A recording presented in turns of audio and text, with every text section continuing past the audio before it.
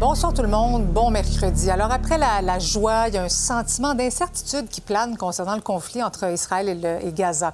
L'accord de cessez-le-feu est plus fragile que jamais. Depuis 24 heures, il y a au moins 25 personnes qui sont mortes à Gaza lors d'attaques menées par Israël. Et puis aussi le Hamas qui s'affiche ouvertement dans les territoires laissés vacants par l'armée israélienne.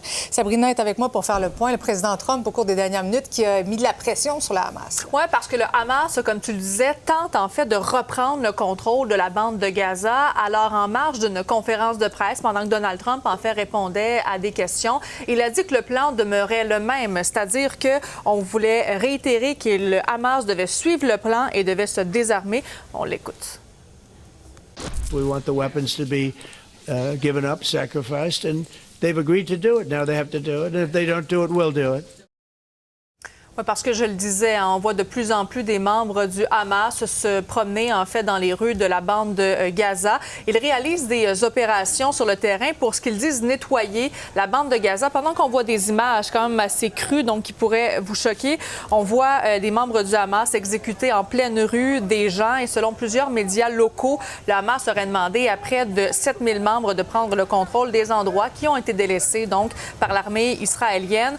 Donald Trump a également dit aujourd'hui que si les forces israéliennes pouvaient reprendre les combats à Gaza, dès qu'il en donnerait l'ordre, donc c'est évidemment si le Hamas ne respecte pas le cessez-le-feu. Mais bien sûr, ça fait craindre le pire aux résidents de Gaza. Et j'en ai discuté un petit peu plus tôt aujourd'hui avec un journaliste sur place. On l'écoute. On veut le désarmement, on veut que la guerre s'arrête. C'est clair. Mais je pense qu'avec ces milices, s'il n'y aura pas une intervention internationale et sérieuse, il y aura une guerre civile à Gaza facile. Maintenant, dans la bande de Gaza, vraiment, il y a la joie mélangée avec la prudence.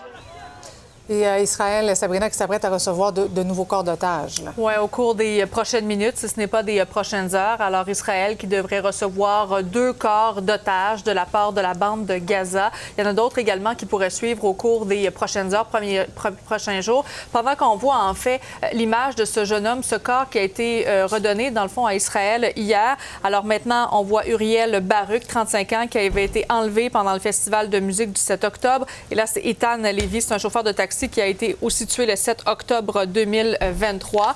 Et bien sûr, en marge de tout ça, les besoins sont grands aussi dans la bande de Gaza. Israël qui devrait rouvrir, en fait, le point de passage de Rafah pour acheminer de l'aide humanitaire. Il y a 600 camions d'aide qui devraient arriver au cours des prochaines heures. L'Organisation mondiale, quand même, de la santé dit que les besoins sont inimaginables à Gaza. We need more food, more medical equipment, medications, medics, doctors, and so on.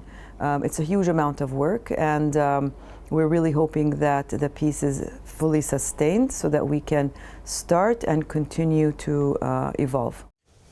Donc, bien sûr, on a pu voir que cet accord de cessez-le-feu est très, très fragile avec tout ce qui s'est passé au cours des dernières heures. Comme je le mentionnais, Israël qui espère recevoir d'autres corps des otages qui ont été enlevés au cours des dernières années, derniers mois. Merci, Sabrina.